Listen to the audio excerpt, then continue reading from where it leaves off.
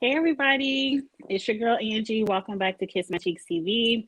As you all can see, we have the trio. We are back and we are here to go over the Challenge 37's past 3 episodes, our fantasy updates. We have some fun games, a little bit of news and gossip. All of it's allegedly. Alleged news and gossip. And we're here to have a good time tonight. Are you guys ready? Yes.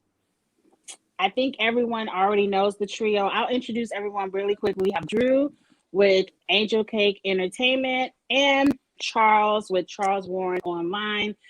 Charles Warren Presents. And I think the presents is the .com. Yes.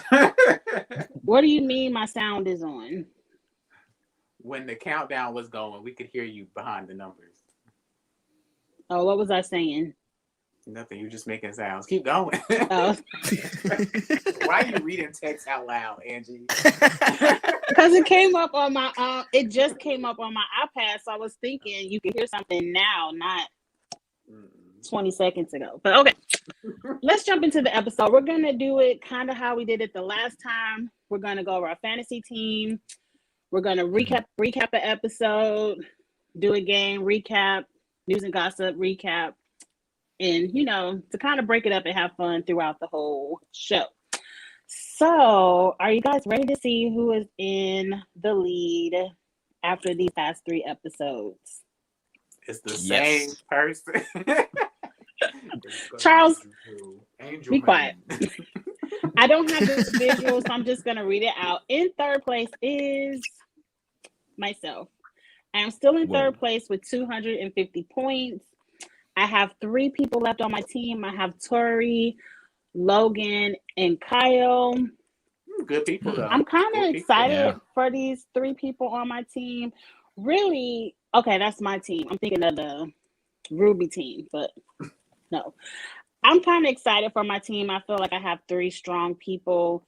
2 of them have been to finals in the past, so if they could win some eliminations, I feel good about my 3 people. In second place, we have Charles down below. Charles has 254 points. He's only 4 points ahead of me.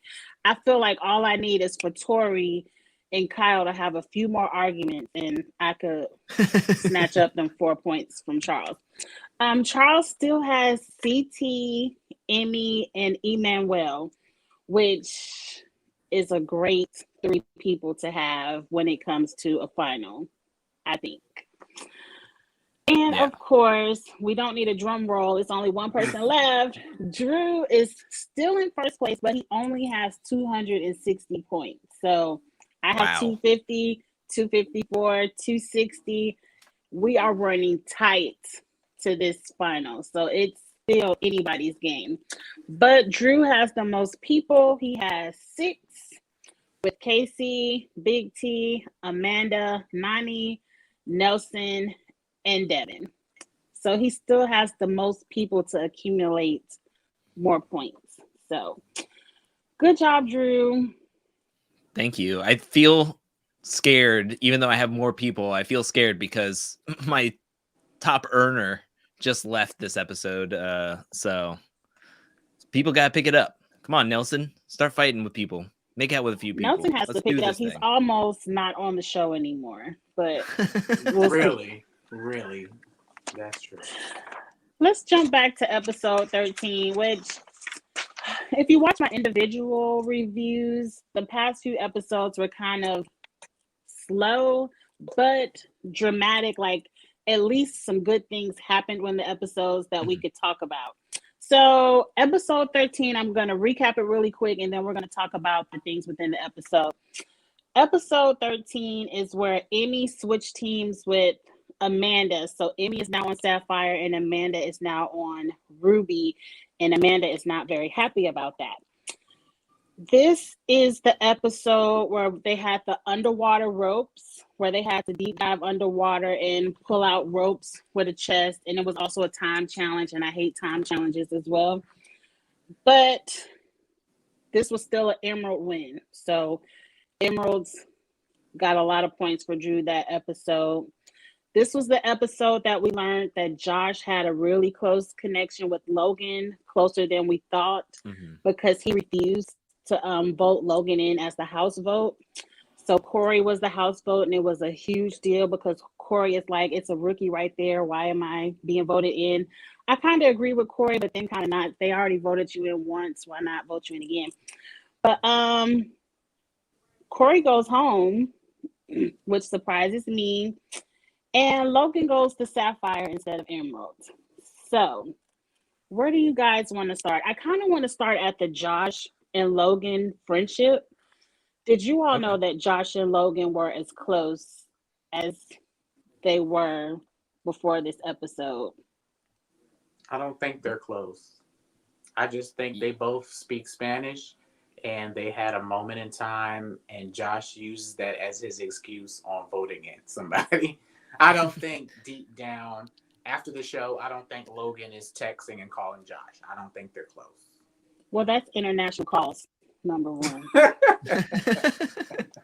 Yeah, I agree with Charles that I don't think that they're necessarily close or as close as maybe, say, Corey and Josh, who have done multiple seasons with each other.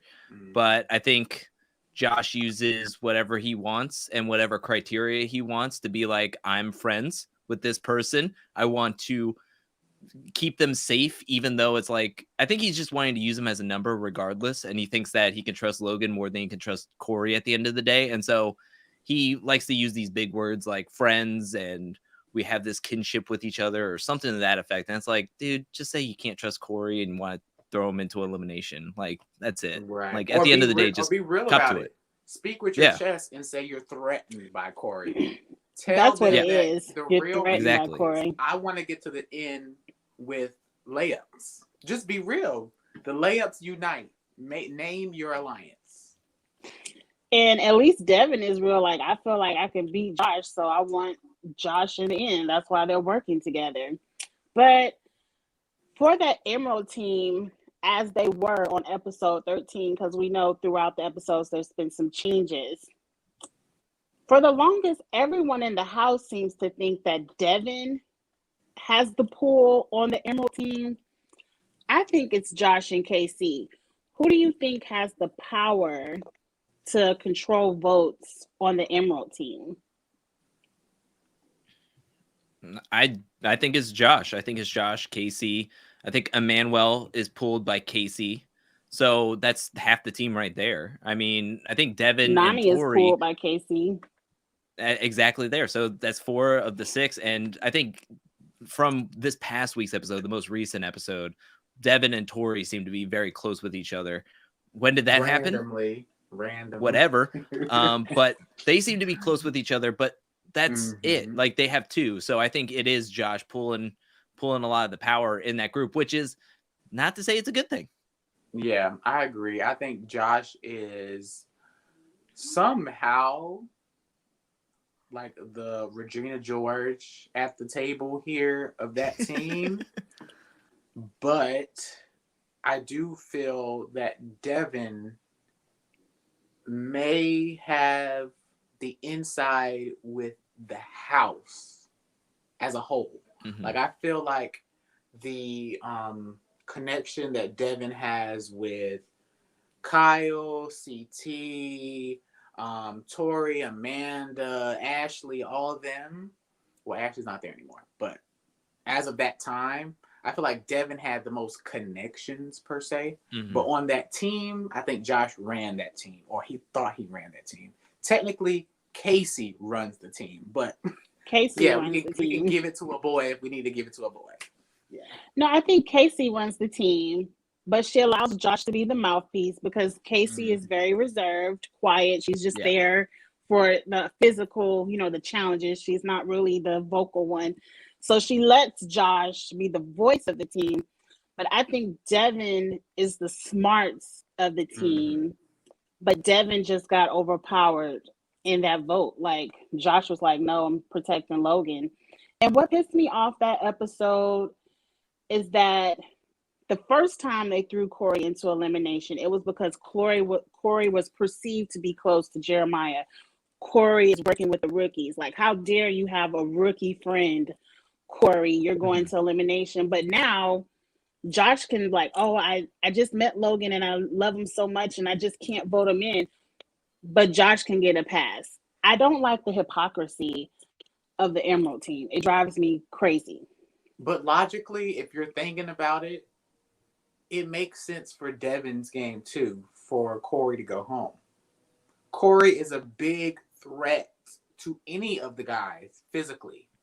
So if they can get a vet out that can compete and keep the black dark horse, I would say black horse, the dark horse rookie that they may be able to manipulate, it works out for Devin too. I don't think Devin was outplayed or like persuaded into it really. He was like, well, somebody with muscles is going home, so okay, whatever. It works for his game too.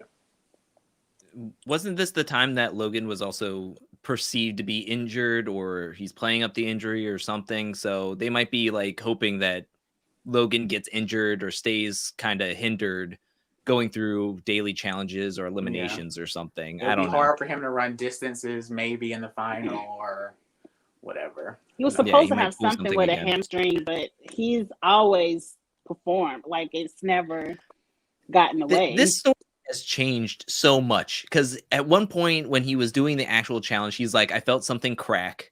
And then when they get back to the house later, he's like, oh, it was a hamstring. And I was like, okay, was it a crack? Was it something with a bone? Did you slip on a rock? I want to know what it really is, because we just saw him run in this past week's daily challenge, and he seems fine. He seems like a perfect. I don't understand. I want to see more of this injury if there is an injury. I don't think it's an injury. I think maybe he might have had a cramp and it's over, because he never seems to be injured. Like, you never see him slow down. He always goes full force. But the elimination, I forget the name of it, but I know they were standing on top of balls and the ropes were on fire, which I thought was crazy. Rope burn. Because what if that fire would have came up too close? But they didn't. I'm sure they had the technical parts already practiced and worked out, but I thought it was crazy to light the rope on fire. Before we knew the outcome of it, did you think Corey's going to win this? Like, we know he didn't, but before we saw it, did you think like, okay, Corey got this? We know he did. I have a lot of faith in Corey. So when Corey competes, I say, oh, Corey has a chance. To me, it was a great matchup. But I do feel like Corey, and it's funny because the confessionals that they record after they've already lost versus them in the moment, it didn't match up. Because Corey, at the very beginning, was giving it his all. He was burning himself out. But in the confessional, he was like, oh, I'm gonna pace myself. And I'm going to tire him out.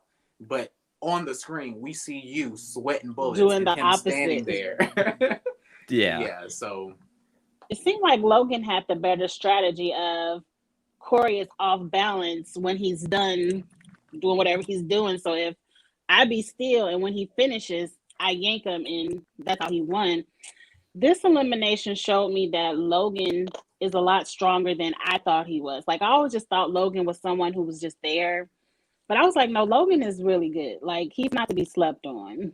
He's really good at these eliminations. Yeah, he definitely has the strategy down, which you don't want to like ever like underrate that, because that he has the brains behind it. So he does have some muscle, but even without the bigger muscles, he feels like he can out strategize you, which I think he could do to a lot of the players still left in the game at that point. So he is a dangerous player still, because he's not very vocal, but you know he's smart. Like this elimination, so okay, he's smart too. Right. You know what that reminds me of? When Jordan outsmarted Josh, they were on those boxes, and it was like the tug of war. And Jordan only has one hand and still beat Josh. And Josh is huge. But he outsmarted him. He knew after Josh does this so-and-so movement, that's when I yank him or let him fall back. So yeah, he let him fall back. Strategy over muscle, over having two hands, really. I liked it. Now, the last thing we have to talk about, I want to know your opinion. Logan wins, and he chooses to swap with Kyle to go to Sapphire instead of maybe swapping with a Josh, a Devin, an Emmanuel to go to Emerald. At this point in the game, do you think the strongest team is still Emerald? Like, do you think he should have went to Emerald, or did he do a good thing? We haven't seen 14 and 15 yet. At this point in the game, do you think it was like, man, I wish he would have went to Emerald, or like he did a good job going over to CT, Emmy, and Ashley? I would say that he did the right move. I mean, we're getting so far into the game. I think all these players are wondering, when is the finals going to happen? And if I can stay on a team for just long enough, I can run the finals with this team. And Sapphire has 2 champions, and the only 2 champions. If you go over to Emerald, you're getting in with a tight 6. You might ruin the vibe. They might look at you like, oh, you just kind of threw our groove off.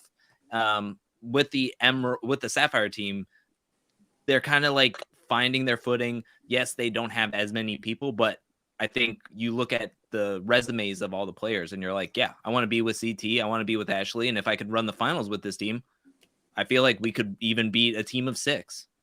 Yeah, I agree. And I don't, to be honest, if you look at Emerald on paper, they're not the strongest team. They're not. And if you go back to the competition of this episode, the main challenge, it was, to me, unfair that y'all had 6 people able to untie these ropes. It should have been each team nominate 3 or 4, whatever the lowest number a group has, and go. That's what it should have been. But there's a really good question in the comments that it was in my notes to ask further in the review, but I want to just go ahead and ask it now. Is it known that the final will be in teams? Or like, is it like, do they know, or do we know once TJ say, okay, you made it to my final, is it going to be a Ruby, Sapphire, Emerald final? Because I was thinking it's still going to be an individual game. I mean, I could let you, it's not really a spoiler, but when I was doing breakdowns, there is a point, it seems later on in the midseason trailer, where TJ says that he has a shakeup or something. Like, he was like, not everything is what you expect or whatever. And he's saying that what seems to be outside. I don't know if it is the finals. I don't know if it's like the daily challenge, but he says it and then people are shocked. So I'm sure they have something up their sleeves. I don't know if it's they're going to run in solos, go back to pairs, or if it's going to be like evening out the teams, like how they did for getting the teams already. And if they like run something and whoever comes in finishes this type of way, they can schoolyard pick and have captains or something. I don't know, but I expect there to be a change up. I hope there is a change up, because it would be ridiculous if Sapphire loses even just one more person. They're a team of 2 going into a finals against a team of 5 or 4. It would just be radically unfair and not fun to watch. I agree. I was kind of hoping, because it makes sense if, like, we know, if the contestants know the finals are going to be in these teams, then yeah, I want to be on CT's and Ashley's team. But if in my mind, I don't know what the finals are, and this could be an individual final. We might go back to pairs for a final. We don't know. I want to try to get CT out. Like, CT has to go. Yeah. I want to win. So I don't. We have to remember, I guess we have to kind of wait and see. I think we kind of forget that the season started off as like a pair game.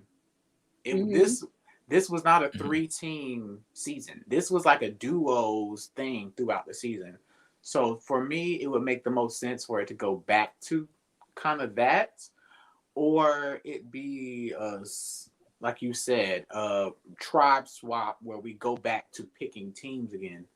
But I deep down in my soul, I don't work for MTV and I don't know production, but I feel like the Sapphire Emerald Ruby thing was a,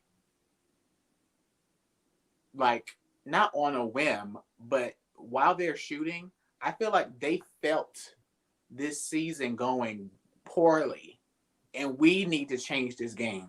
Because what does sapphires, emeralds, and diamonds and pearls have to do with the theme of this show? Spies, right? It has nothing to What do does it with have spies. anything to do with this show? And the sudden change in format happened at the perfect time because the show, I feel like, was jumping off the cliff from a viewer's point of view. But I don't view the challenge as very flexible. So I feel like they had it already planned, but I feel like they had the idea that this could happen. You know, like they had so many rookies in the game that they were like, oh, vets are probably going to all band together.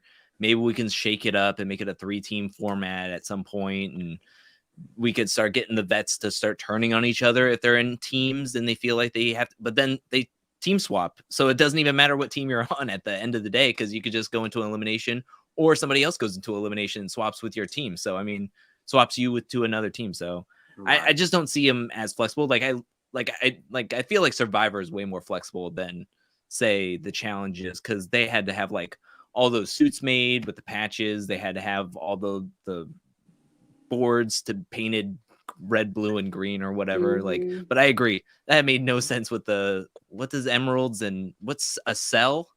Like, are we back in science class? What are we doing? I don't know. I feel like with such a big company and them having PAs, and they can make people, they can literally slave you if you're working on these sets almost.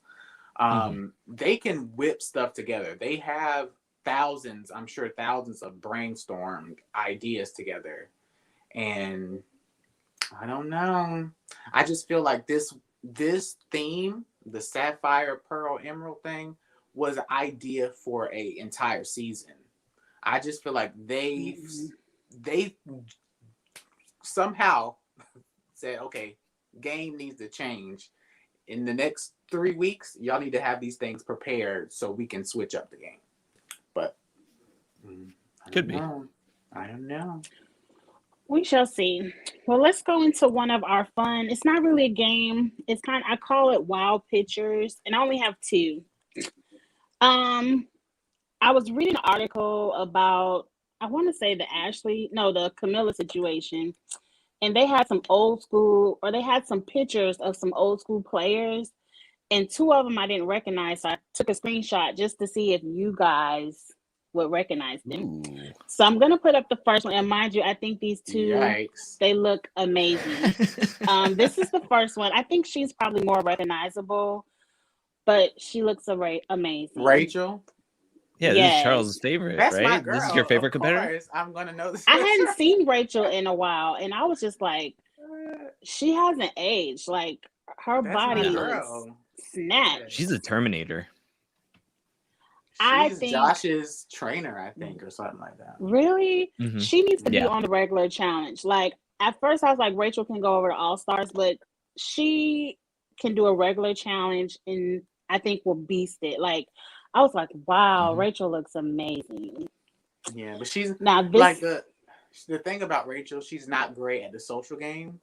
And she came up in a generation of playing the game where she was so much better than the other female competitors that they would put her on a same-sex team as if she was a man. So she had to do a lot of competitions where it was her and another woman competing against a man and a woman, because they were like, well, Rachel is so strong, she can make up for us competing against these guys or whatever.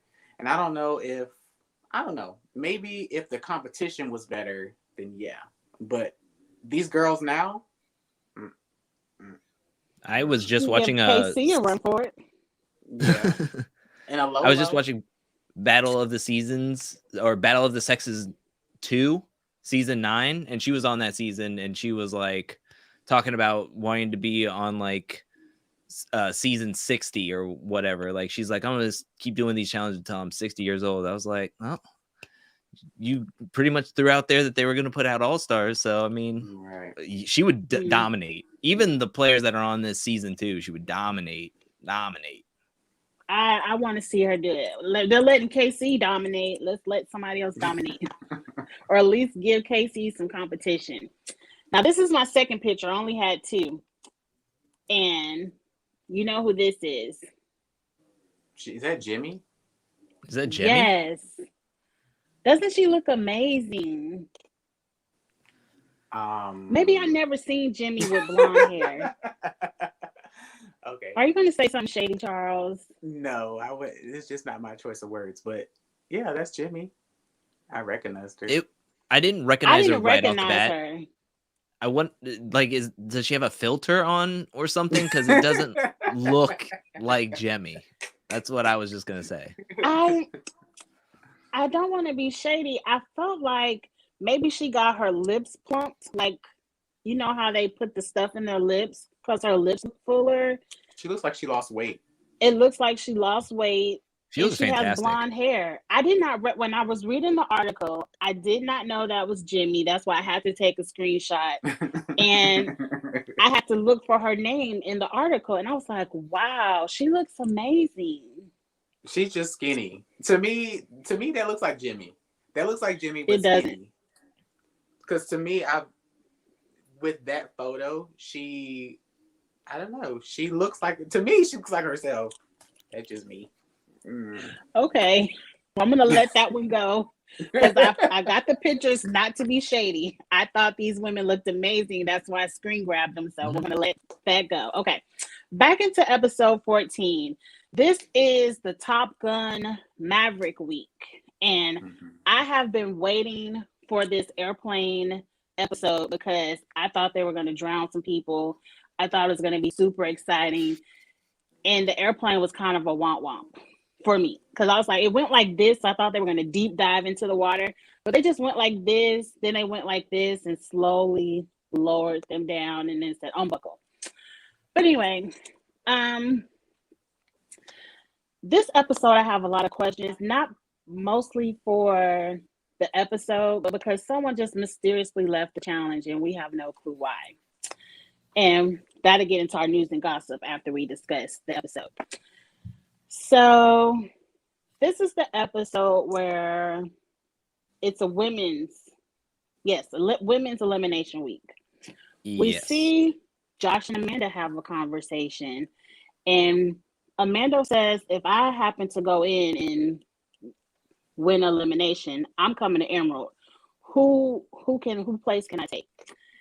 And Josh said, I want to run a final with Casey and Nani, which equals you could have Tori's spot, but not Casey and Nani. That's how I interpreted the conversation. Did you all interpret the conversation that way as well? Yes, he said it in so many words, but yeah, he went around it to be like, kind of like to not be like evidence against him to say like, I did say take Tori's spot or whatever. So he could say that later with not a guilty conscience, but he did say it in a roundabout way. But what was going to be his alternative? What else could he have said? She wanted a name. So if he was going, he can't say, well, I want to run with Tori, Casey, and Nani. Like, whoa, okay, that's not answering the question. She would have kept asking until I got one. And he could have kept saying, your choice, whoever you pick. If you come over here, it's whoever you pick. I don't think he was being shady though, because I feel like Tori was taking it out of context. I don't think he was like, I don't like this chick, like she's weak, take her spot. I don't think it was that deep though. Because Tori is clearly not the weakest. If he wanted to get rid of the weakest, he would have said, take Nani's spot. Nani, clearly is the take my spot. Yeah, no, I don't think it was shady, but he wasn't being smart about it. Like, she's like, after he said what he said, Amanda was like, oh, I was going to take her spot anyways. Then it's like, you could have not just said a name and it would have left it as default, take Tori's spot kind of thing. Like, he just wasn't smart enough. But like, what did Tori do to her? I must have To missed who? something. Amanda? Yeah, because Amanda doesn't like Tori, and she says she doesn't like Tori. Plain as day. Not at all. Why? Who knows? What But did neither Tori one of them do are to likable her? people, so it's not. A lot of people don't like Amanda. A lot of people don't like Tori. So them not liking But each Amanda other. does things. I've seen She Amanda does. do things over the years to give people reason. I don't know why what Tori did to her for her to dislike Tori. I just want to know if y'all remember from another season. I can't think of a I'm trying to look in the specific. comments if someone says something, but no, I don't know why Amanda doesn't like Tori.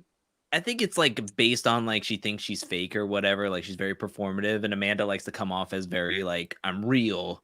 I say it how it is, and Tori's just like super performative. She's on the original podcast, so she's gonna like play everything up, kind of thing. I don't know. That's what I think, or that's what I've heard, but there could be another specific reason that Tori I can't remember. is kind of fake. Heck yeah.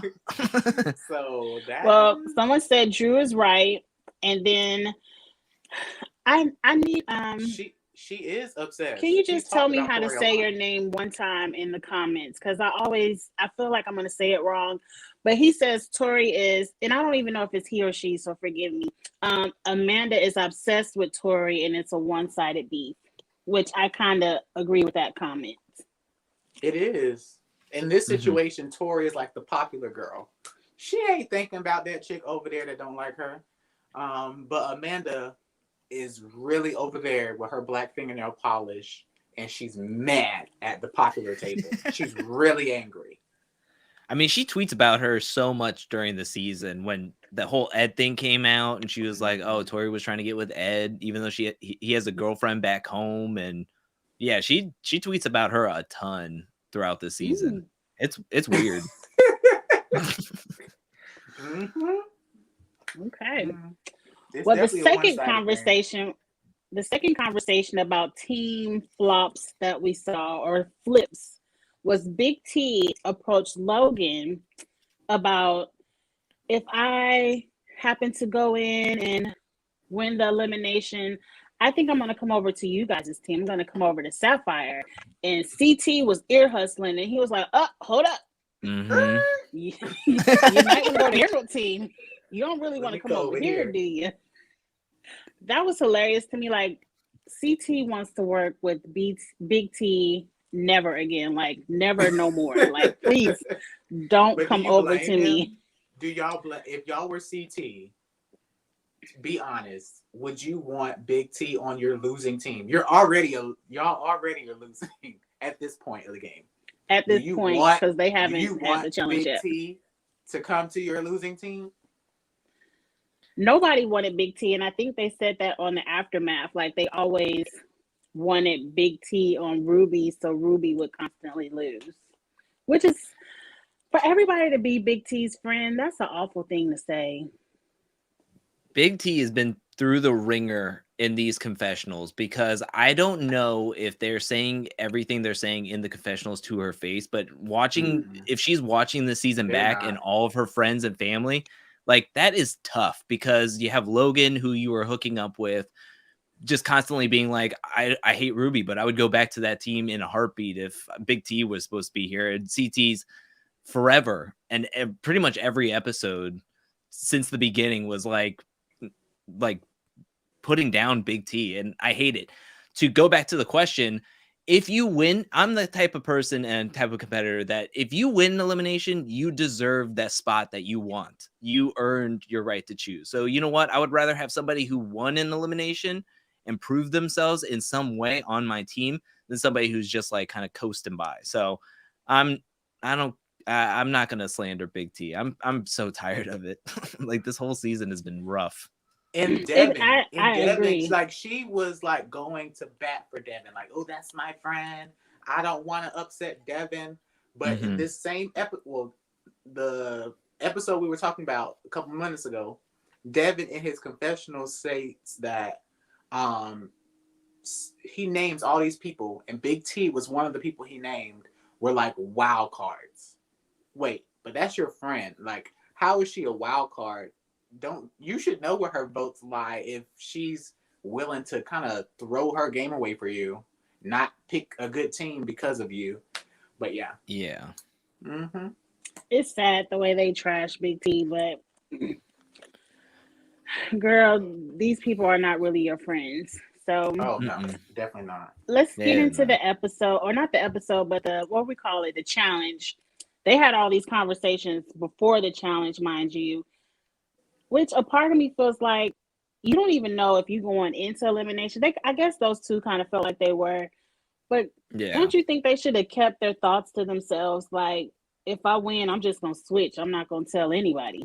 Just do it. Well, they need drama for Oh, people can't just sit around quiet until the competition. okay. They I gotta forgot it's talk. a TV show. You right. They need some foreshadowing too. Like they need Amanda to talk about going to the Emerald team. So when we see it an hour and 20 minutes later, we're like, oh, okay, cool. We need the I'm glad I storyline. was told that she was going to be going to the Emerald team. Glad I was told for the first 5 minutes of the episode. Glad I could have Right. expected that. Right. I just thought it was weird. I'm like, why are we saying this? And you don't even know your team might win. You don't know. But let's get to the airplane mission. I don't want to describe it. Pretty much, you get dunked in the water. You gotta find puzzle pieces and, like a memory game, match it up underneath the plane. Everyone did awful to me. It just seems like Sapphire did better than the rest. CT was killing it. Well, CT is good at memorizing that kind of stuff. Well, just his like composure, like the fact, like CT doesn't. There are players that do all the arguing and the just different things. CT, when he competes, he is super focused on his task. He dunks down, remembers as many as he can. He jumps up like he's in the SWAT team. He yells out how many, goes right back down. There's no drama there. Like, can we just compete? And I love that about him. So yeah, he was reading full lines. It wasn't like the people that were coming up and only reading 3 in a row, like Target, Fat Donut, whatever. He was coming in like bomb, bomb, bomb. And even when Ashley was like, hold on, say it again, he would go right from and it was just like, it was perfect. And yeah, he did really well. I think Sapphire did better than everybody else, but they had a very succinct plan. They basically told Emmy and Logan to go around the plane and don't say anything. We got this, basically. Stay out of just CT's go get way. the puzzle pieces. Let CT do the memorizing. Ashley will do the board. They had a good one. I think it was funny how they said Nelson was calling out pieces that wasn't even on the board. I was like, Nelson is someone else who just can't get it together in a daily challenge for anything. They were picking on him because he was doing like one at a time. Like he would come up and say one thing, and that's the only one he remembered, and go back down. That was sad, unfortunate. But they also had 2 people yelling instead of one person focused on the puzzle. They had Nelson and Kyle yelling out things. Yeah, but and that's what got Emerald in trouble. They had like 3 people yelling out random lines. I was like, somebody shut up. Like, get out of here. I'm just happy that the Sapphire won this week. We finally get someone outside of the Emerald team winning a mission. Sapphire wins. Great fantasy points for me. Me too. I was really excited for Charles as well. I was really excited. Next thing you know, it seems to be a huge discussion on should we send in Big T or Amanda. And I think it flipped to Amanda wanting to go in because she felt like, well, Big T is going to pick me anyway. I don't understand why it mattered who went in, but it was a big blow up at the party because all of the Emerald ladies were talking to Big T about Amanda, and Amanda had to be like, I know y'all ladies talking about me. I know y'all scared. When we knew Amanda wasn't going to call out anybody from the Emerald team. She was always going to call out Big T. So, which I don't agree that's even a good move, because to be honest, she could have took Nani out. I think Amanda could have beat Nani in this competition. It probably would have been the same, like a close race. No, I think Big T's better than Nani. I don't think it's close. You do? Mm-hmm. Yeah. I think if it was Big T and Nani, Big T would have won. Nani is not good. She is not good.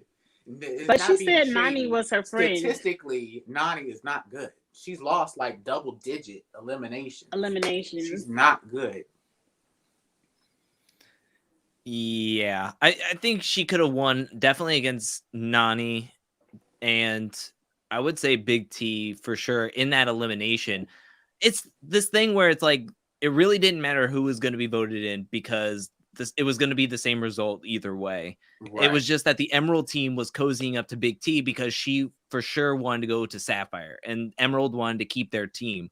So they wanted to keep their team safe, whereas Amanda was like full on, I'm going to go to Emerald no matter what. So that's where the division was. My thing is that when Amanda comes over in the club, she goes, oh, I'm going to pick anybody that I want because I'm going to be the agency vote. And Casey goes, well, will you pick me?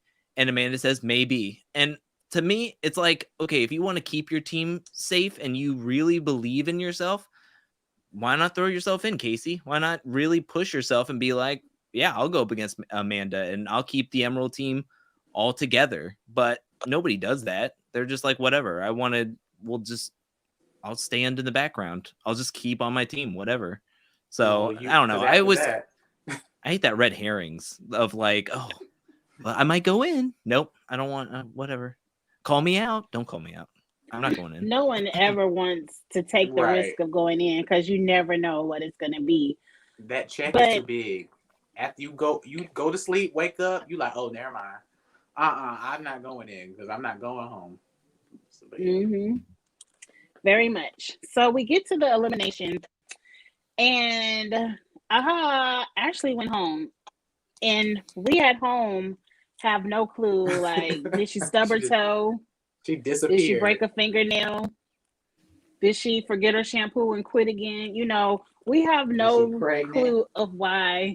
Right. Did she take a pregnancy test? We have no clue of why Ashley is at home, but Ashley is gone. I'm going to get into a little bit of news and gossip about the Ashley situation, so I'm going to save that for after we wrap this up. But Amanda, of course, is the house vote. She calls out Big T. It's some kind of lock, climbing a wall, elimination. It seemed close to me. It seemed like Big T was only 1 or 2 behind. But Amanda pulls it off. She goes to Emerald. But guess what? Big T still gets to stay because Ashley went home and TJ wants to be nice. That's kind of why I don't think it's a team's final. Because if we aren't running in teams, if we aren't going to go back to pairs, why do we care if the numbers are uneven? Big T could have went home too. But that's besides the point. What did you all think about the elimination? I liked it. I thought it was creative. I thought it was evenly matched between the two competitors. I don't believe that if it was teams or solo or whatever, that Big T would still leave because they've already had so many people leave outside of eliminations that I feel at some points they have to like, okay, we have a deadline. We have a certain number of episodes we have to get to, and we have already these like laid out eliminations, and we can't kind of like keep on losing 2 people at a time because then they have to do 2 guys days in a row, and then it's like, I don't know, it gets weird at that point. So I did like that they made them do the elimination so we get the team swap, because I think back in the day they would have said nope, no elimination, somebody already went home, and that would have been ridiculously boring if that happened. Yeah. Plus, you want to give at least one of the ladies the opportunity to change teams, and then okay, well, you can still stay. So it was kind of sad because like TJ did make Big T walk all the way out and be like, "Hey, come back." Yeah, but I don't like how TJ worded it. He made it seem like, well, I'm changing my mind. No, you're not. It's not really your decision. Production. Yeah. Production said we need these numbers. So come on, Big T, just stay there. Yeah. Big T will go home next. Females elimination. She might not. I'm telling you, I think she can beat Nani in elimination, but we will see. She probably could. You did say Nani has a bad record. I didn't make Before that I up, get guys. into my news and gossip, because So you said did, it. you Yeah, said it. because it's true.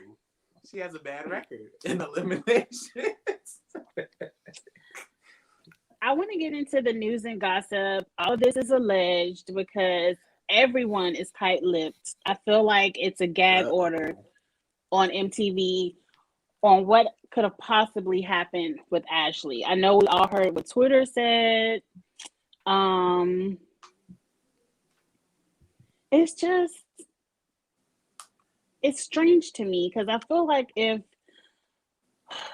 I'm kind of pissed because I saw a tweet today that really pissed me off, and I screenshotted this. I'm gonna show everybody. So up first, I was listening to YouTube, trying to figure out the tea, and then I read an article that Josh wrote. I read the one from Nelson. I read the one from Tori, and everyone is like, Ashley did something so outrageous, so against the rules that I don't even want to repeat it. I can't even repeat it.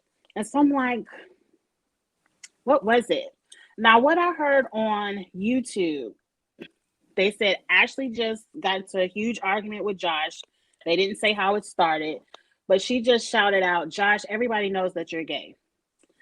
They didn't say that she said the F word. They just kind of said, we all know this about you, Josh. And Josh got really upset.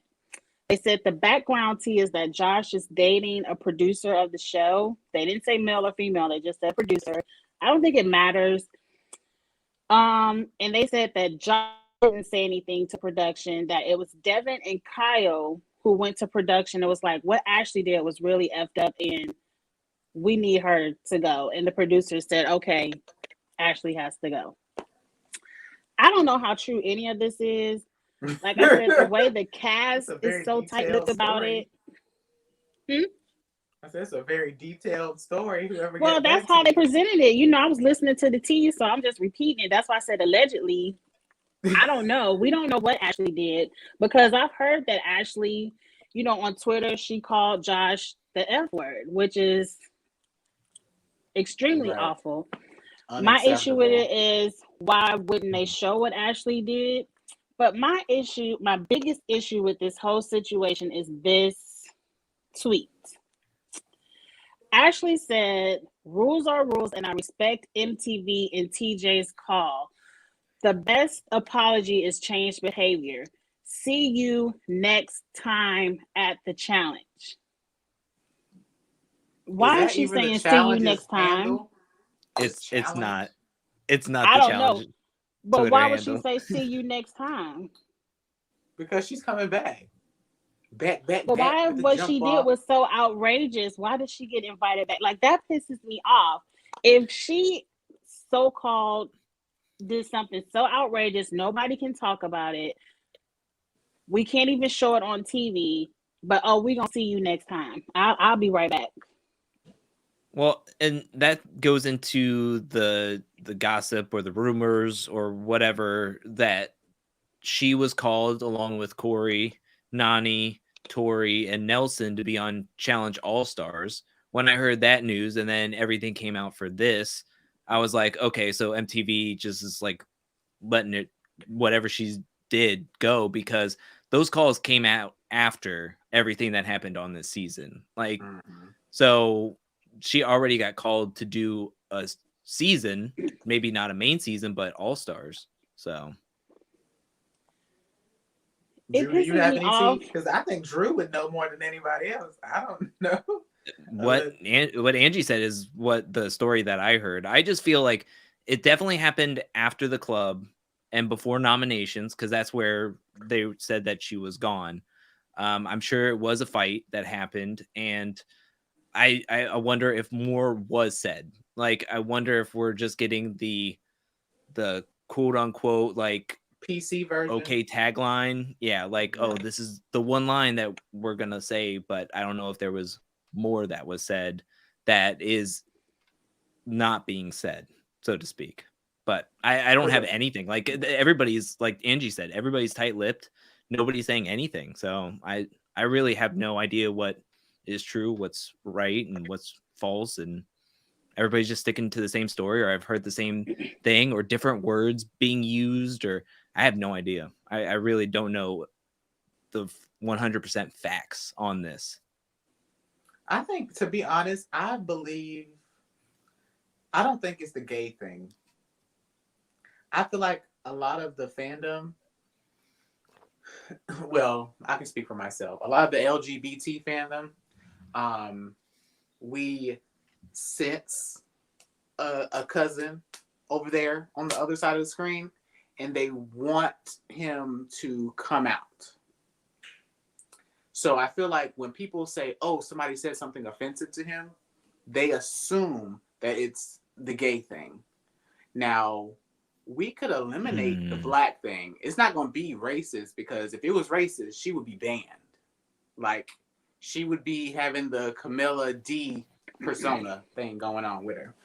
But I don't even think it was a gay thing. I think she probably said something personally offensive, like, because these people pregame and hang out and stuff outside of the show. So I feel like she may have said something about his family or his financial status or something, because I just don't think it. I don't know. I think the public is assuming it's the gay thing because people are already assumed that he's like in the closet. But I don't even think that's it. I don't think that's it. I'm confused about, because I had never heard about the whole like he's dating somebody on production or anything. That confuses me because we saw him making out with Esther earlier on in the season.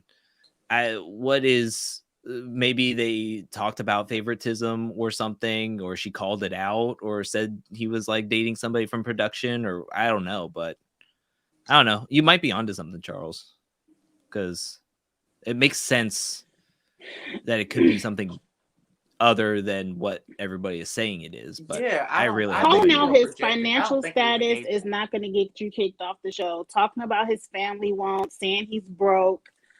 None of that stuff is. Well, it depends on how drastic it is. If these people really like Leroy says, they sleep at each other's houses and all this stuff. If she said something about his mother or grandmother or somebody that's like sick or something, after reading Nelson's article about what she said, you just wouldn't say to nobody. It had to be something said. That's number one. And something like that could trigger other cast members to go to production like, no, you can't talk about people's family. You can't talk about this. It could have been something like that. Now, I will say that I remember, because it was so toxic. It was one of the worst fights in challenge history, but it was Battle of the Seasons 23 when Frank was bringing up Nani's sister's drug problems, or he brought up a family member's struggles with addiction. And looking back on that season and that fight, I don't know if they would let that fly now. Like, I don't think they would put that on TV to plaster it everywhere, because one, it's none of anybody's business, and it's only there for a personal attack. So it could be something very personal that they would not show on TV anymore, but they would show it back on the day of like Battle of the Seasons or something. Right, because that's putting somebody else on blast that's not even signed up for this show, you know? Right. So, and it's publicly out there. So, I mean, if their business is all out there without their consent, like, I mean, that could be even bigger ramifications than what anybody can think of, really. Yeah. I don't think it's the gay thing. I just don't believe that. Because to me, we don't know what it was. And I kind of don't think it's the gay thing either, because even at the nomination, when we first saw Ashley was gone, when Josh was speaking on Ashley, he was still speaking highly of her, kind of like, not, I don't know. And to me, Josh is an emotional person, and I'm kind of emotional too. If somebody called me out of my name or a gay slur or whatever, I ain't got shit nice to say about you in any setting, even on the game, or I wouldn't even mention your name. And the way Josh was still saying like, yeah, Ashley had to go, it didn't seem like it was something that outrageous. But we shall never know. Based on Ashley's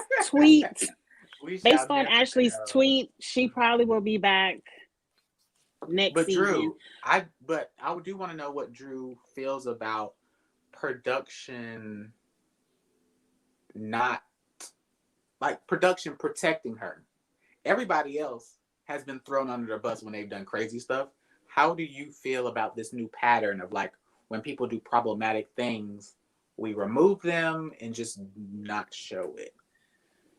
I'm always for being transparent, whether it is game related, whether it is for players or for the audience.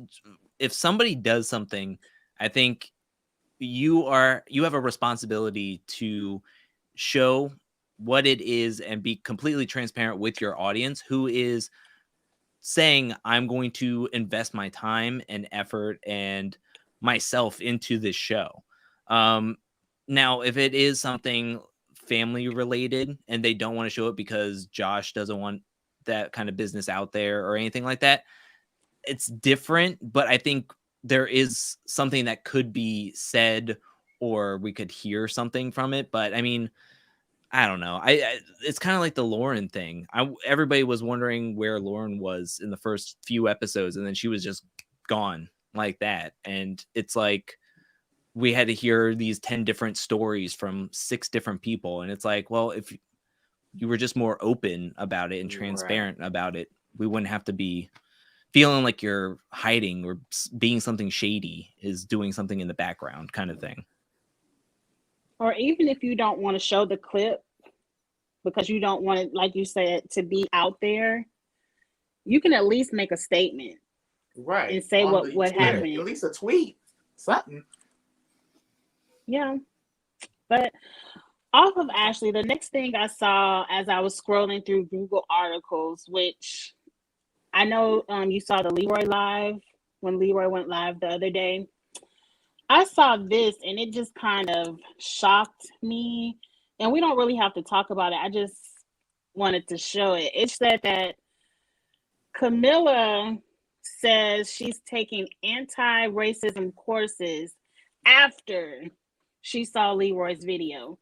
Mind you, what she said to Leroy was back in 2017, but it wasn't until after Leroy went live that she said, oh, I need to take some anti-racism courses because I don't want my child to be racist or whatever she said. She said it because of her child. She didn't want that to be, to raise her child that way. Damn, racism is that? I thought, to me, I fight with non-Black people all the time about racism, but to me, it's just a do or don't thing. I don't think, like, is it that bad, sweetie, that you need courses on not to be racist? Are you that deep in the mud that you can't see the sun? I don't know. It ain't even the courses, because corporations, a lot of people give, sensitivity. They call them sensitivity courses and things like that. I don't care about that. It's just that you said what you said to Leroy in 2017. You have not had any growth within yourself by 2021 that Leroy has to call you out for you to be like, oh, maybe I should take some classes. Girl, didn't she been had a baby? Some class, but that's my thing. She's grown. She's a grown ass person. Like, you should already know better not to have to take no damn courses on racism. I just was shocked at the article. I actually read the article because I was like, I can't believe what I'm saying. I was thinking it was kind of just like a headline to get me to read it, but no, she was actually quoted in the article many times, and she said it was because of her child. She didn't want her child to grow up being racist and things like that, that she needed these courses. And I just was like, miss me with all of it. I would have rather you stayed in your non-apologetic mode and just said nothing. I would have rather you say nothing. Yeah, I heard that days later or whatever, she went on Instagram Live, and I knew exactly what it was going to be. It was going to be crying. It was going to be apologetic because she's being called out publicly. And so now she's being held accountable. And I just think it's all performative. It's whatever. Me too. Very. It's all performative. Ditto. I think Very. that's PR. It could be to the extent of somebody at MTV trying to help her polish because they want her back on the show. Because I already Please don't felt put her like back on the show. we talked about that. I felt like the timing of his video and the fact that he sprinkled in the little part about the possibility of them benching someone and bringing them back. I feel like Leroy knows some tea about her potentially coming back before we knew it. And he wanted to stop the shit before she was on TV. But well, yeah. I was shocked because I went through and I decided to put out an All Stars 3 cast rumor video because that was like blowing up. So I kind of wanted to throw that out there. And wouldn't you know it, that some comments after seeing the list was like, oh, Jordan and Nia are back on the challenge. Oh, I wonder if this is going to bring back Kenny and Evan and Camilla. And I was like, don't you freaking put that out in the universe. Like, no, it can't be. It can't happen. If it happens, no. I think that was a part of the timeliness of Leroy's video. Like, I think Leroy's video is super sincere and everything about it. But the fact that he said that MTV may be benching people and possibly bringing them back, the fact that he even said that in that video, I feel like he was particularly talking about her and wanted to get this message to MTV's face before they did that. Yeah, because I could see her coming. Well, not now. I don't see her coming back now. But before this, I could have saw her. I could have seen her come back maybe for like an All Stars. Not for a All Stars. Season. Not a regular. Well, she still season. has MTV in her Twitter handle, doesn't she? Like, I know that was her thing way back in the day. I've never seen her profile on anything, so I don't know. Like, yeah, I remember back in like Rivals or something, they always put their Twitter handle at the bottom of everything or whatever. I just remember, I thought it was like Nelson, her, I think Invasion or whatever. They would have like Nelly T MTV or something, and a lot of the players would have that in their profile. Allegedly, MTV unfollowed her yesterday or 2 days ago. After they saw Leroy's video, they unfollowed her. Performative. That's performative. Very, very, because they would not have if Leroy didn't make the video. And trying to work with her, unfollowing her so the fandom can see that. That's performative. Agreed. I want to play some fun games, so we need to hurry up and get through episode 15 so we can get to the games. So let's do it. I'm gonna leave the problematic Camilla where it was. I saw those articles as I was scrolling through Google and wanted to bring them up. Okay, 15 was last night's episode. I thought it was a decent episode. A lot of acting to me. Let's talk about it. This is Tori's first day on the Ruby team. She's trying to make the best of her situation. CT and Corey are walking through the garden and they're like, look, if we want to put a stop to Emerald, we need to work together. This is even before they knew it was a challenge that they could work together, but I'll leave that where that is. So they decided to work together. And finally, we have a physical challenge. I don't know the name of it. I call it the 3-way hall brawl, where they have to run, gather dynamite. It's kind of one of those knockout challenges too, where you kind of do have to work with someone to help someone win. It's Boom Raiders is the name of it. Kind of like Room Raiders from back in the day, old school MTV shows, Room Raiders, but they called it Boom Raiders because they're stealing dynamite sticks from other teams' bunkers. Was Room Raiders when people would go search through people's room and decide to go on a date with one of the three? Yes. I remember that. I remember that. Okay, Boom Raiders. Great challenge. The best part of the challenge is when KC lit up Tori and Josh lit up Kyle. I couldn't believe it, but Josh lit into Kyle. He was like, you ain't getting past me. I love a physical challenge. He's a big boy. So he is big. And KC told him, hit him low, Josh. Hit him low. I enjoyed it. But it seems like Kyle ruined the strategy. because everyone was like, go after Emerald, Emerald, Emerald, Emerald. And Kyle goes after Sapphire. And that pisses not CT totally off. Now Emerald is pissed off at Ruby. CT is like, F you, Kyle. I knew I couldn't trust you. Do you all think this was all an act to help Sapphire win?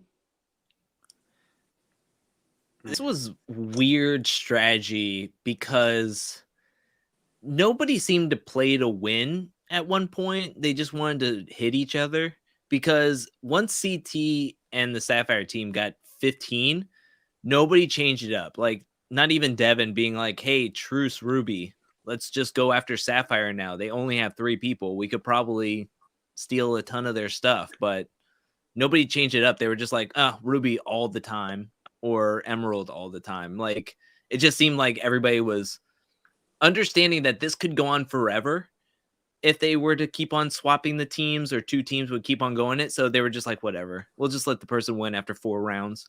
Let's just go. Well, Kyle is that could have went on being forever. a snake or a troll, so I'm not really shocked. And plus, not following the plan. He's known for not following the plans.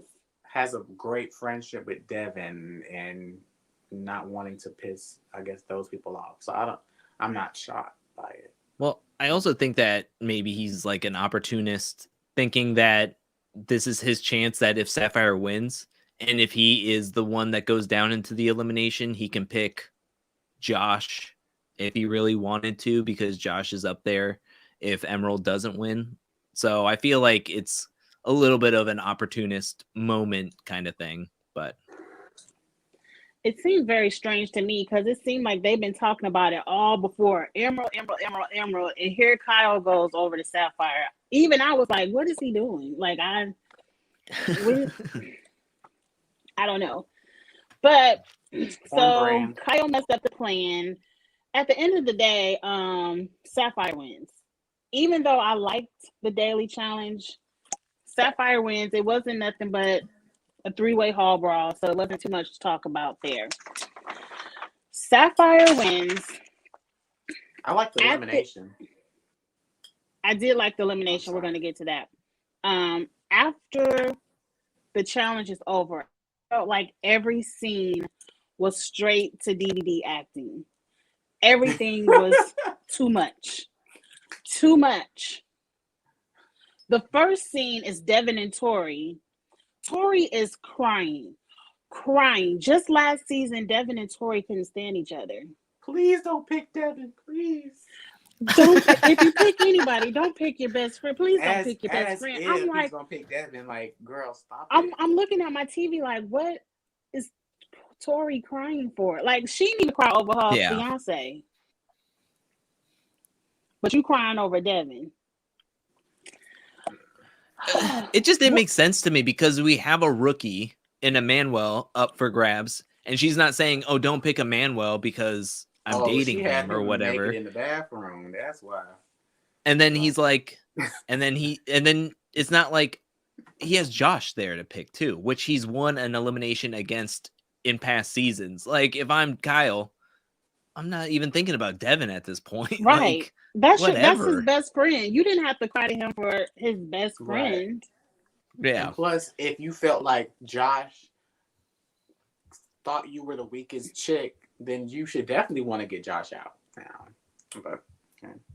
I thought that was a very strange scene. I'm like, what is going on here? Like, this is so weird. This is awful acting. This is bad acting. Bad. I do feel like she did wake up Kyle when he was asleep, because when she came in and he was just like, oh, what? like I was like, I think he was taking a nap, Tori. I don't think this is the moment to do this, to be like, hey, don't pick your best friend. He was like, whatever. Like, okay, don't worry about it. It was definitely seen too much. The next acting scene we have is Kyle and CT. And I understood CT's point of view, but why are you yelling? Why does the whole house have to hear you screaming at Kyle? You're telling Kyle he's not your friend. You really aren't friends, but you've been in his baby shower and vice versa. I'm like, Kyle and CT are friends, but I feel like everyone uses the friend word very loosely in the challenge house. And I was just like, CT, Kyle, can y'all please stop? We all know Kyle is going in. Why do we need overacting? It seems like what you said, Drew, like production needs scenes and told these people, Tori, go over there and cry. CT, come over here and yell. We need a show. Because it was clear that Kyle was going in. I've watched this episode like 3 times now, and I legit don't understand this fight. I don't understand. I get why CT wanted to talk to Kyle and be like, are we friends? You kind of stole a stick of dynamite and it was a little bit of a sabotage, but it was just weird how they were yelling at each other at one point. I was like, what are we fighting about? Like, I really had no idea. Like, I just didn't understand it. And then I thought it was funny though that CT kind of like lost his like mojo during the fight though, because he said, what am I, a scumbag mastermind? I'm not that. And then he started to laugh towards the end of it because I think it was just like, all right, we're done with this. Like, we got the scene is over. Let's wrap this up. Right. I had a few questions for you guys. Oh, go ahead. Was Kyle in that fight? Hopefully, you know, I haven't been keeping score, but hopefully I got my fight points for CT right there. You know, a lot of people got fight points on this episode. This season, but yeah, I needed him that episode. But Kyle seemed more offended by CT even questioning their friendship. I think that basically the whole fight, like, oh, are we not friends? So you think CT was acting, but Kyle was for real because you said we weren't friends? Like CT was performing, but once he said we're not friends, Kyle was kind of like, wait, this is serious. Maybe it's one of those things where they were like, you know how like in improv or like when you're just like play fighting or whatever, you keep on harping back to the same phrase or line, and maybe CT just said it one too many times and Kyle was just like over it, like, okay, like, are we seriously, you're gonna keep on saying it? Like, I think that's where it got frustrated, because I do believe that Kyle was really frustrated at that point. Like, maybe right after Tori was done and he went right back to sleep, CT was like, hey, we need to have a fight outside. And I think Kyle was just like, done. I'm done with right now. I know I'm going in. He has to earn his paycheck. The question I have for you guys, this was a male elimination week, and I think Devin brought it up. Do you think Tori went too hard for a non-female elimination when most of her friends were on Emerald? Wait, what do you mean? Like Devin was trying to say, you aren't even in danger, so why are you working with CT? You know, why are you trying to work with Sapphire? You should have worked with us to help us win when you weren't even in danger this week. Oh, I think that's irrelevant. I think Tori is so, to me, I think Tori, every scene, every conversation about Tori, I think is so irrelevant, and especially in regards to this episode. I don't think. Well, Devin was trying to say, I'm your best friend, which I don't know when they became best friends. You're screwing Emmanuel. Josh is your friend. Why not help your 3 friends win? Because we're in danger of going home when you don't care about anybody else. I don't know. It was a question that Devin asked, and I want to know what you all thought about it. But what did they come up to her and be like, hey, let's work together to get out Sapphire? Because it didn't seem like that was the case, because Emerald was going for Ruby the whole time. So what is the thing here? I feel like, I don't think Tori went too hard. I think Tori is trying to make the most out of a bad situation.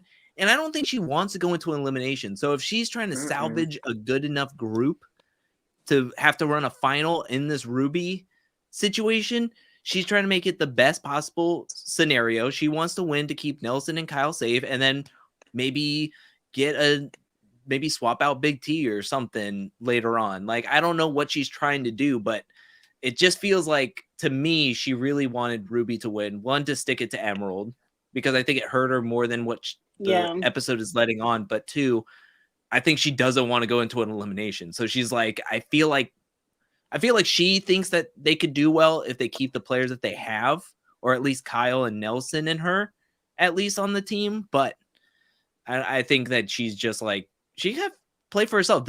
Devin is ridiculous the last 2 episodes saying that people are selfish when this is a game. Like, stop being unselfish or whatever. Like, stop being selfish about other players playing their own game. But Tori definitely has like that. I think she has PTSD almost. PTSD when the season, was it last season? Where she had to go 1-on-1 against Anissa and her barrel wouldn't pull over. Mm-hmm. That was last season? Okay. Yeah. I think she has PTSD from those girls flipping the script on her, and the fact that she has been losing eliminations more than winning 2 in a row lately. Right. So I think she is actually nervous, like you said. I think she's nervous about going into elimination. She's not the same Tori that knocked Jenny down. It's not the same Tori here anymore. Don't get me started. Don't get me started. Let's move on right past that. Okay. Let's talk about this elimination because I think we all agree it was a great elimination. I think this was about as good of an elimination as the Amber B, Jeremiah, Corey, Bettina one when they were on the balance beam, like a good elimination. I think the hardest part about this elimination was getting the timing of hitting the bell correct. Because if you miss the bell, now you got to run up and down all over again. I thought this was great to test your endurance, to test your timing, because coming up and down that ladder is tiring. They were both drenched with sweat. They both had no quit. Like, I was really surprised at Josh because I never think Josh is that strong, but I've been saying it all season. Like, I can tell he's training.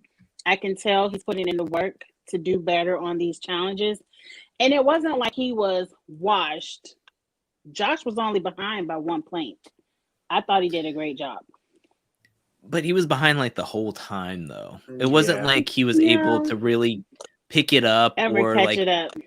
Yeah, like maybe there was a point where they were like kind of on the same length, but at certain points he would miss the bell a couple of times, and then Kyle would be able to like take his time and hit the bell, or Josh was taking his time when he couldn't take his time, and then he would jump at the inopportune time. So he's gotten better, but I still think he has a lot more to go, and it may not be just physically. I think it is like focus or timing, other stuff that he needs to really work on.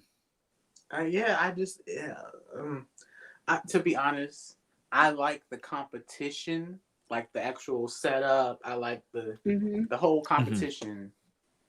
But to me, I don't think it was that close. Because I never for a second did I think Josh was going to win. He was only down by 1 point.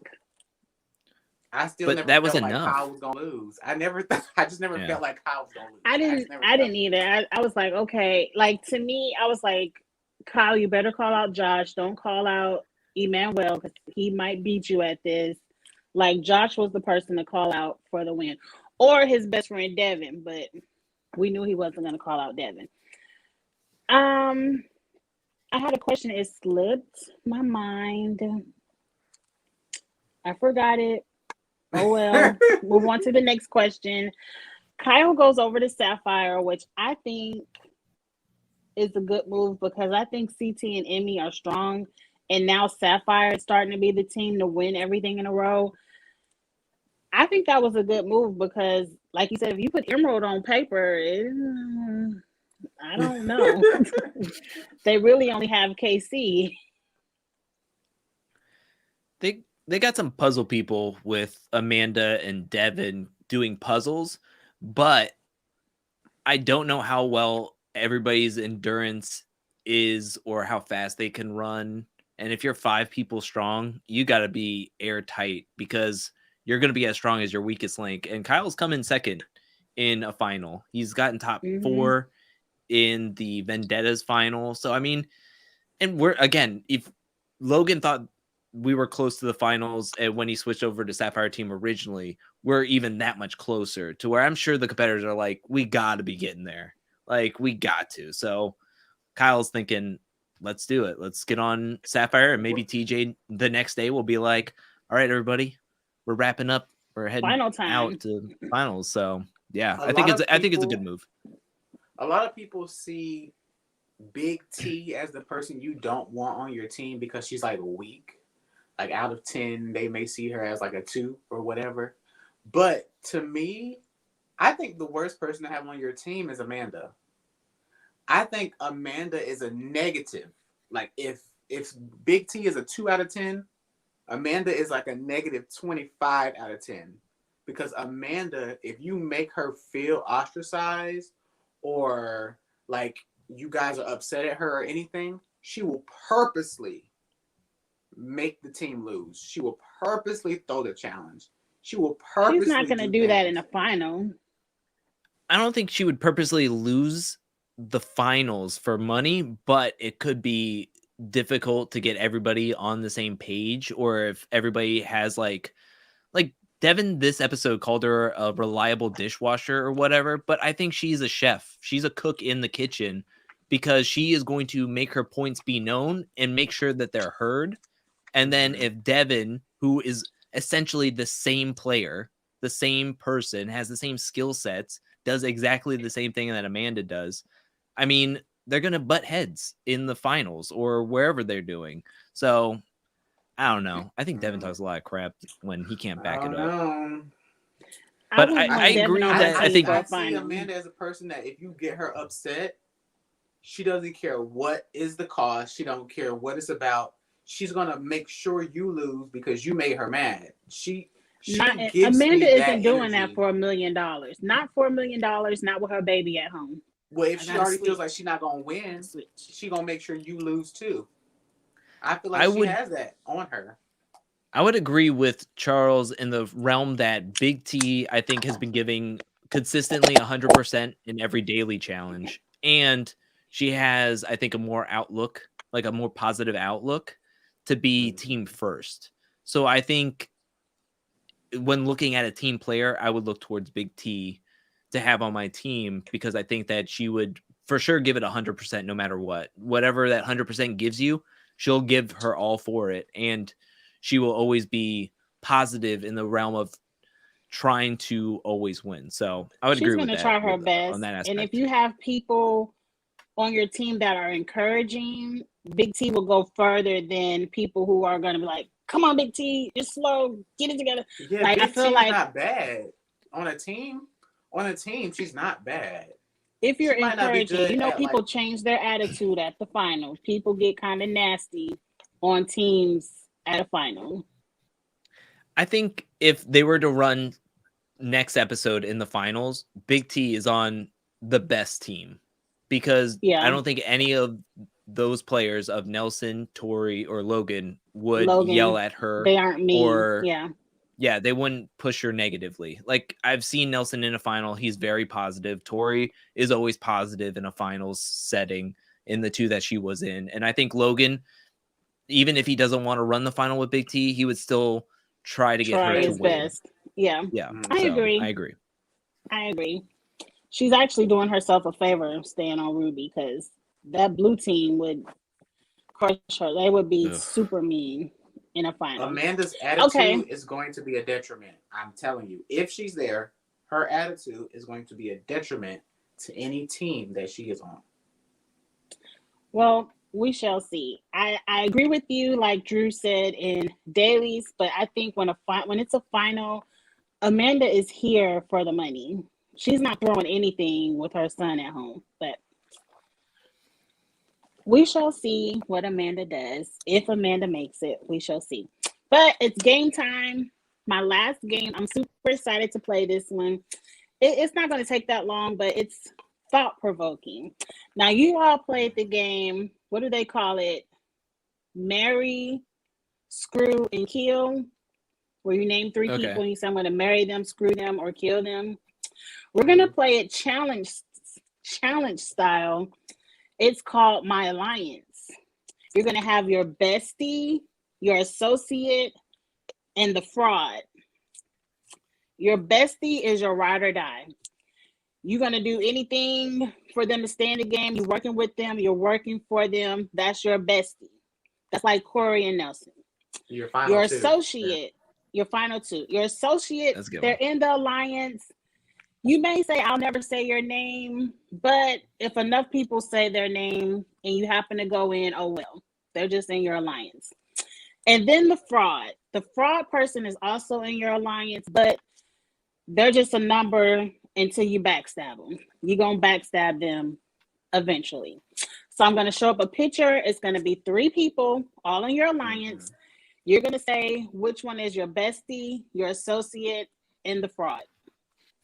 Ready? Okay. Sweet deal. You guys play along in the chat. I know that's a lot to type, but play along. Okay. The first one is a good old Bananas, Wes, and Leroy.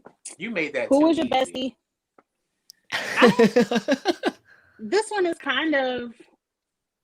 There's only one villain on the screen. Depending on who you ask. I'll do mine first. Yeah. My bestie is gonna be Leroy. I'm a ride or die for Leroy. I'm gonna be an associate with Wes because he's good at the strategies. And then I'm gonna work with Bananas, but as soon as I can, I'm gonna backstab him. What about you all? I would say the exact same thing. Leroy is 100% going to be faithful to you and be honest with you in a game, especially compared to Wes and Bananas.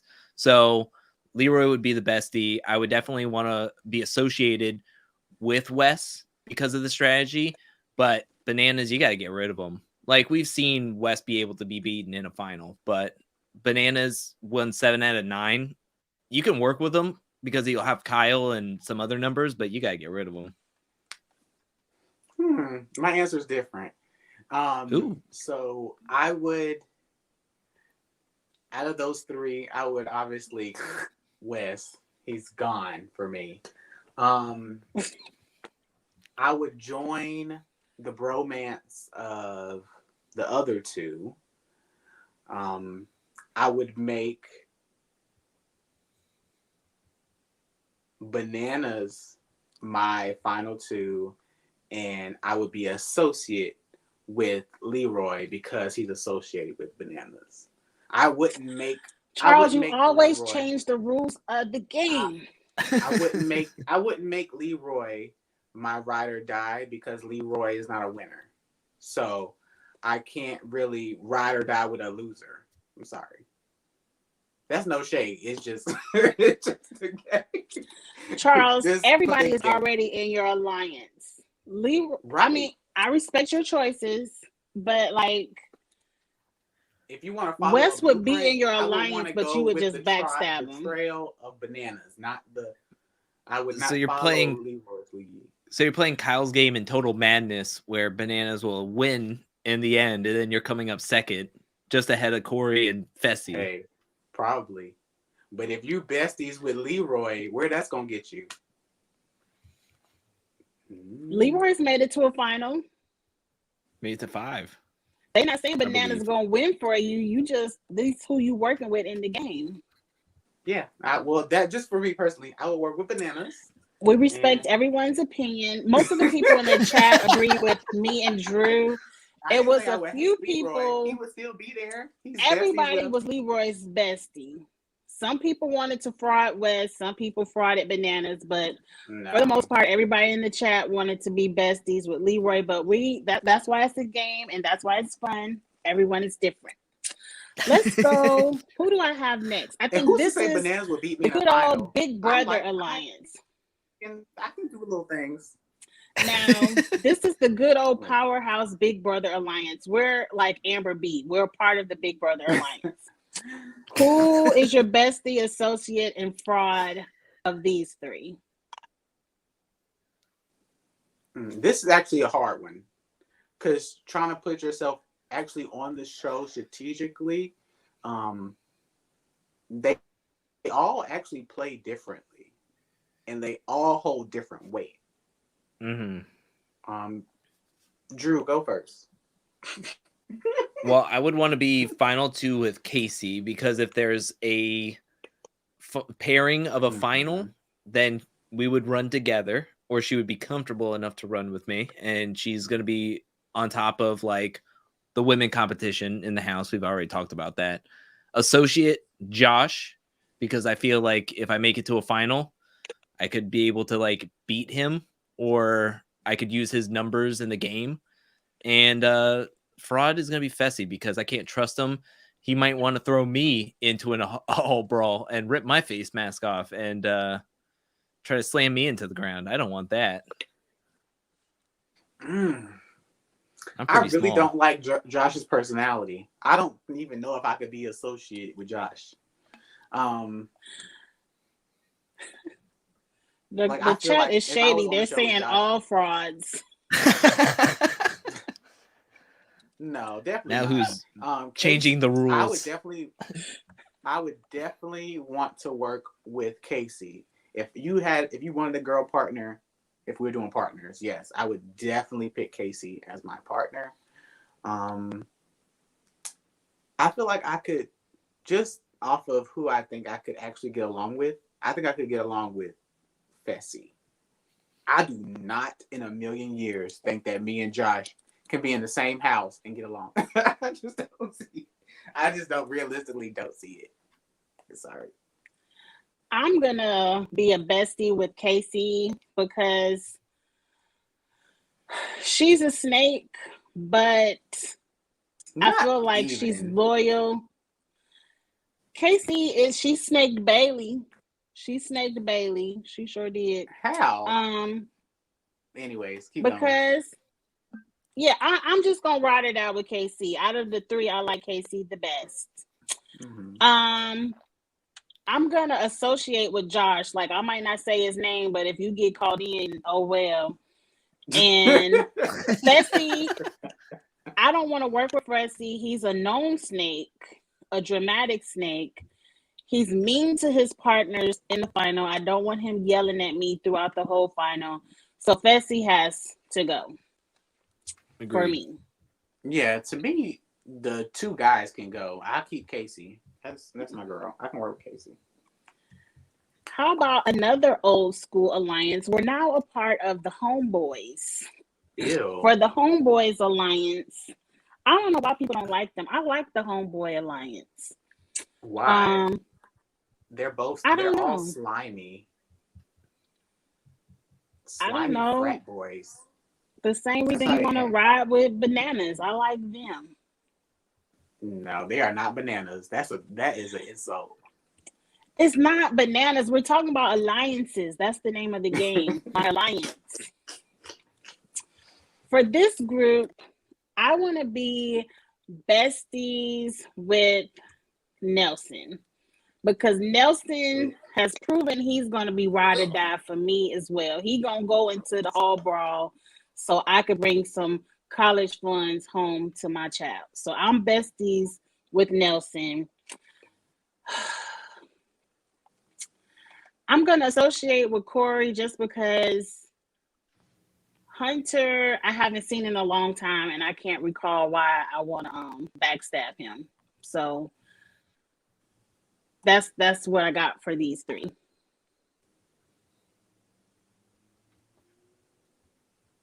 Do you want to go, Charles, or do you want me to go? The only person up here I like a little bit is Corey. So keep Corey, and the other two, to be honest, I'd rather associate with Hunter.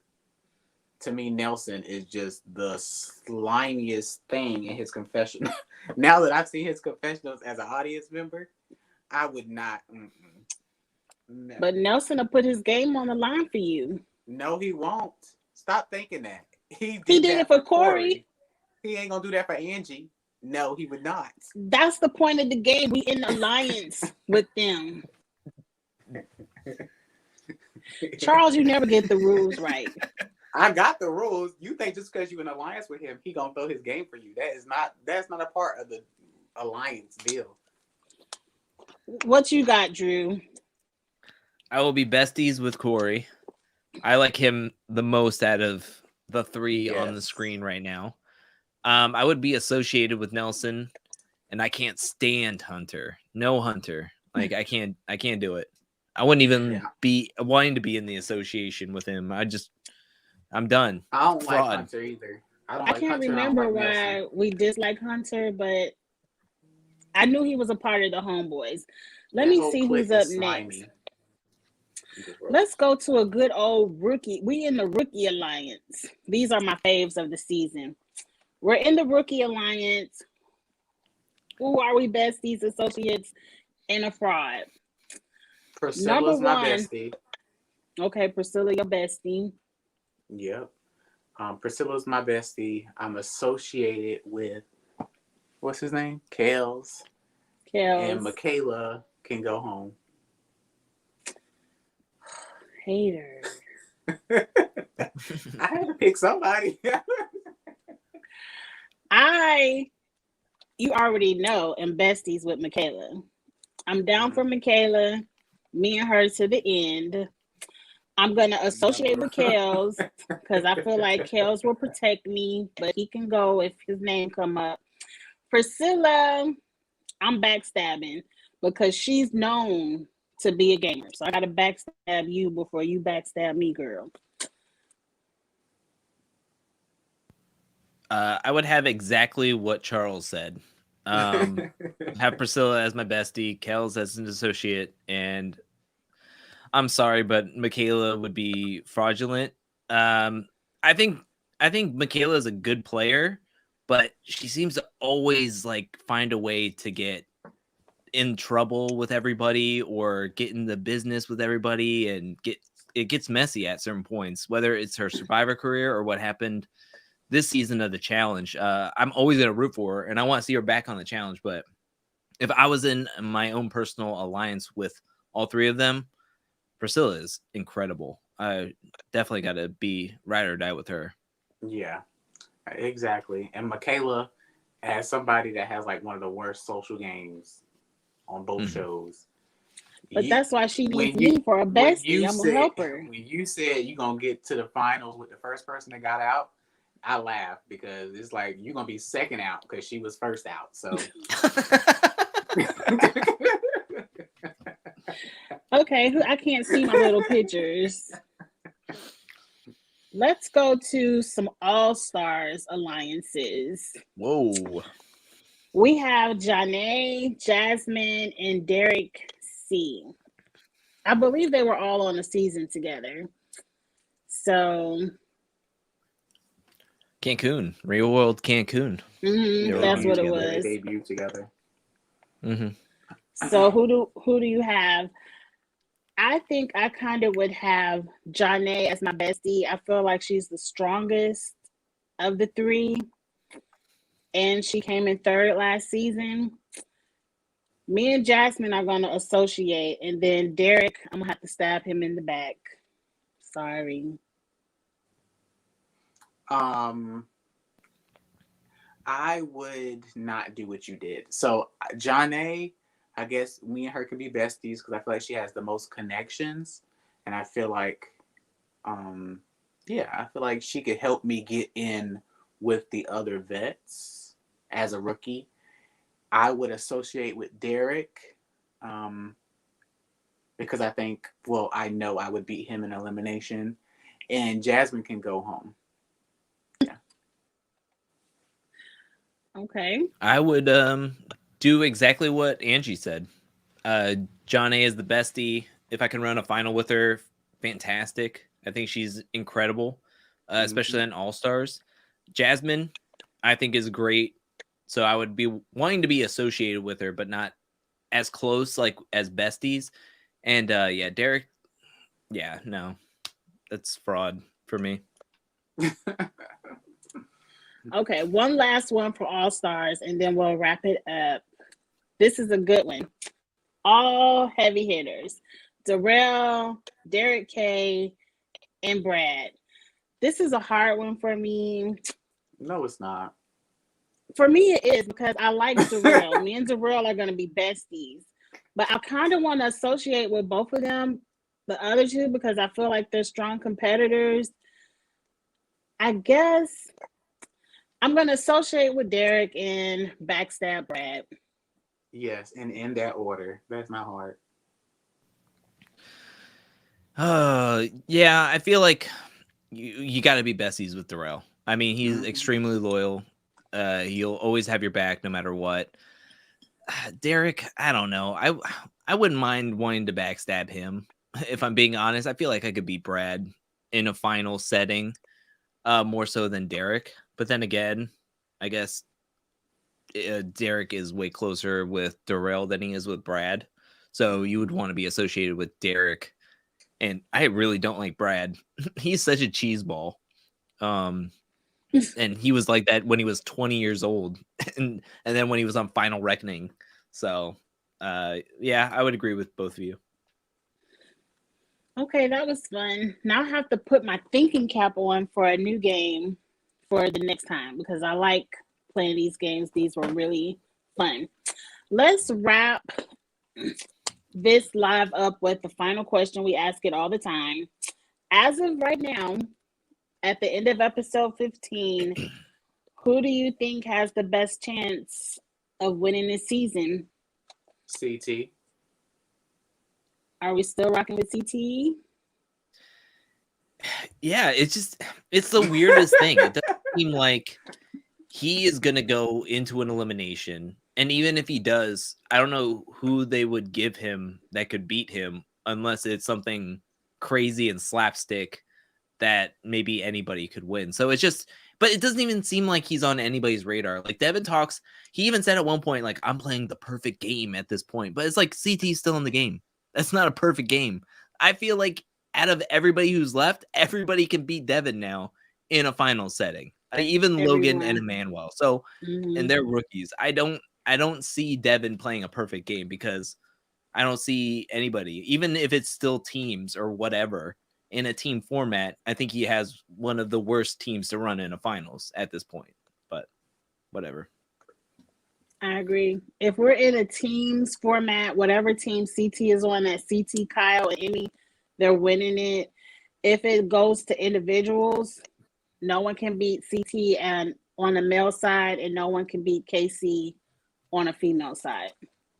Yeah, yep, exactly. That's that, folks. Thank you for tuning in. And if these last two episodes we don't see KC or CT in elimination, you all did all of this strategic planning for nothing. It's funny that this season was supposed to be Josh's year and his greatest chance, and now he's gone, and it doesn't even feel like anything. It's not like, dang, we ruined his chance. It doesn't even feel like anything. He just walked off into the shadows, and it's just like, okay, next episode. I feel like he delayed the inevitable. Really, I think I felt like it was always coming. It was just like a matter of time. It was just like, how long can he postpone it before he's in an elimination? Is my thinking. The smartest move that Devin and Josh could have done was scoop up some of these rookies, take out the vets, and then run the finals against rookies. And they want to talk about perfect game. All they did was coast on the back of vets who can beat you in the finals. Right, who you can't beat in the final. Maybe they don't look at you as a threat, and that's why you're sitting pretty and nobody wants to pick you, because they know like you're going to flop in a final or whatever. I don't know. That's just my thinking. I agree. That's what they should have done. They should have swooped up they should have been the rookie whisperers. Got CT thrown in against Kels, maybe, or Fessy. Like, they played themselves this season. They're in a hole that they can't really dig themselves out of. I did think this was Josh's year to get to a final, but oh well, maybe next season. After watching this, I don't even know if I believe he will ever get to a final. Unless it's like a team season where you stay on a team the whole time. Well, even then, I don't even know. Well, I think that he could, if there was a team format where it's team and you can't change, maybe another team would be like, oh, maybe they would call him the anchor and be like, I want to keep him on the team because I think that he's not going to do well in a pressurized situation in a team format. So maybe that would be a reason, but this was his best chance. Like, honestly, this was his best chance. It's kind of like Nani back in War of the Worlds or War of the Worlds 2, where she was like, yeah, I'm going to get back to my first finals appearance, and I have a great shot of making it since free agents. And then she gets eliminated in both of those due to formats. And it's just like, well, Josh is on that trajectory right now because I don't see him getting there in a solo game or a paired game at this or point. A team. Yeah, he might be the male version of Nani. Josh has to win eliminations that count, not that one against Michi, because that one he should have won. But once he starts to show that he's an elimination threat, he might can make it because he has the alliance that can get him to the end of the game. His problem is once he gets to the end of the game, he's the layup that people want to go against at the end of the game. So, but does he might get there. He's never been to the end of the game. He always gets far with Casey and Fessy, and then he always goes home a few episodes before the final because it's nobody else to go against, and Josh is the layup for the end of the game. But is that even far? For me, I feel like Anissa gets further. Anissa goes home right before the final. Like, now that's far. If you get to the very last episode and you go home like Anissa, that's far. Going home with 4 episodes left, you might as well went home first. I mean, I don't blame you or think that's wrong in the thinking, but yeah, it just it's not, it doesn't look good for him. And like, he wants to talk about it in his confessionals, like training and doing all this stuff. I just feel like this elimination he could have won, but there's something that's missing. He's like, I trained so hard. It's like, it doesn't matter how much weight you lose or like, or how many muscles you have. There's something just slightly off that he wasn't able to ring the bell at a certain time, or needs to train in a different way, like mentally, or get mentally focused or prepared. I don't know. It's mental. It's because he layered, said in the after show it was all mental, like him getting called in. He was upset and his mind wasn't right. So he was like, he wasn't proud of himself because he wasn't mentally prepared for elimination, and he kind of gave up on himself. That's what he said after the fact. All of that could have been like Charles said, the violin, but but that's all I have to give. You guys have anything else? Make sure you comment, share, subscribe to Kiss My Cheeks TV. Thank y'all for tuning in. To everyone's platform. We've been on here for 1 hour and 50. Right, almost 2 hours. I do want to ask real quick, because there's like possibly, if the finale is the 19th, do we want to do our normal 3 episodes, or do we just want to go to the 19th episode? Let me Thursday? Look at the calendar. So the finale is the 19th. The 29th. It's weird. Yeah, it's a weird because December, that whole last week of December, I'm out of town, so I won't even be here or recording that week. I don't even know how this season's gonna wrap up on December 29th, because we got Christmas and Thanksgiving. Like, what are we doing here, people? Like, you just want to bowl through the holidays? Like, that's so weird. Right, that is weird because that's the Wednesday after Christmas. But it might work because I'll be home on the 30th, so I can still do it on the 30th. We'll discuss on Twitter. Keep in touch. Yeah, we'll figure it out. Whether it's the first, we'll get together after the first reunion episode, or I don't know what's going on. I don't know. Maybe I don't know. I don't know what I'm talking about. I'm so confused. We'll discuss it because that is strange. I didn't realize it was over on the 29th because I am out of town that week. But I don't know if it's the finals. I don't know if it's like episode 19 is on the 29th, or if it's the 21st episode where it's like a 2-part reunion is on the 29th. Like, and that's the final day of the season. So I can scroll through my whatever it's called, DirecTV, and see what we'll the keep lineup everybody is. posted. I will do that, and we'll work out the dates for the fantasy team, because I want us to come together maybe after, because you said it's 2 more episodes. Maybe we can do it after that last episode before the final begins, and then we can do it again right after the final, and we know who wins it all. I'm cool with if that. It is on that week of the 29th, we might have to wait to after reunion 1, because I won't be in town. But okay, I'll look all of that up and let everyone know. I should have became more prepared with dates. But I thank you guys. I appreciate you all coming over, and we always have a good time, and I'm always so thankful. Follow everyone. Drew is at Angel Cake Entertainment. I believe that's on Twitter and YouTube. Charles is Charles Warren. Google Charles Warren, and you'll see his Instagram, because I get it wrong. It's the Charles Warren on Instagram. Mm-hmm. And then CharlesWarrenOnline.com. No. CharlesWarrenPresents.com. Let me do it. You want me to do you it? do yours. You do. So you can find me on Instagram, the Charles Warren. On Twitter, I am Charles Warren _. I'm Charles Warren everywhere. So on YouTube, I'm Charles Warren Online. TikTok, Charles Warren Online. YouTube, Charles Warren Online. Now, Drew is Drew Angelman on Instagram and Twitter. And he is Angel Cake Entertainment on YouTube. Yes. So follow us. Follow us all, you guys. He got it. And I'm Kiss My Cheeks everywhere. Kiss My Cheeks TV. Everywhere. Thank you guys so much for watching. We will be back. I will announce when the trio will be back, but I usually do the challenge at this time every Thursday. So thank you all. I know I'll see you all again next week.